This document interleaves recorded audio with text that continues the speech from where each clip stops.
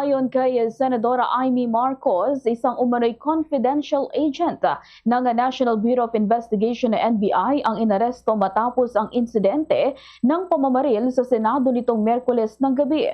Sinabi ng Senadora na nahuli ang naturang individual matapos umanong kunin ng isang tactical bag na naiwan sa hagdan ng ikalawang palapag ng gusali ng Senado kung saan narinig ang mga putok ng barila.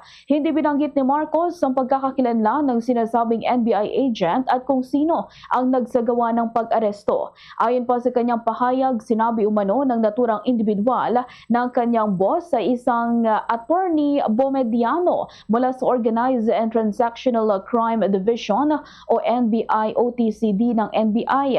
Iniuugnay rin sa ulat na may mga armadong lalaki na nagtangkang pumasok sa gusali ng Senado bago ang insidente. Ayon sa Department of the Interior and Local Government o DILG. Dagdag pa rito, sinabi rin umano ng suspect na ang kanyang opisyal ang nag-utos sa pag-aresto kay Senator Ronald Bato de la Rosa na kasalukuyang nahaharap sa arrest warrant mula sa International Criminal Court o ICC kaugnay ng umano'y papel nito sa kampanya kontra iligal na droga. Nanawagan si Senator Marcos sa nalinawin ni Bomediano ang nangyaring tensyon sa Senado na pansamantalang isinailalim sa lockdown bago ang pagpapaputok ng baril sa ikalawang palapag ng gusali. Ganito ang bahagi ng pahayag ni Senator Amy Marcos. Isang NBI na CA, confidential agent, na binalikan yung kanyang tactical bag na siyang naiwan dito sa hagdan ng second floor kung saan nagmula yung putukan. Ngayon, yung tao na nahuli, pinangalanan yung NBI boss niya, si Attorney Bomediano ng NBI Transnational Crime.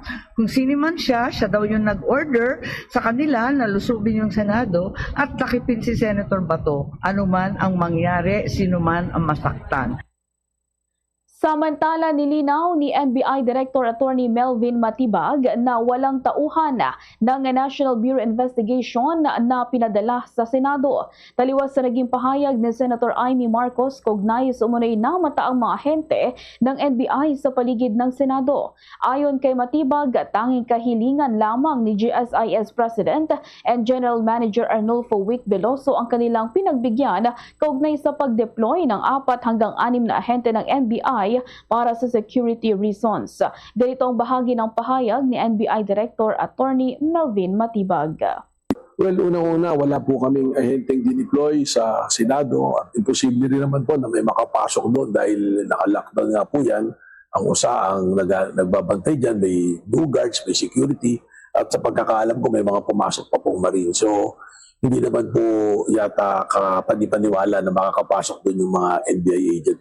Well, malinaw naman po, may instruction po sa amin ng Presidente na hindi po kami gagalaw hanggat hindi po malinaw kung ano po yung nangyayari rin doon po sa Korte Suprema.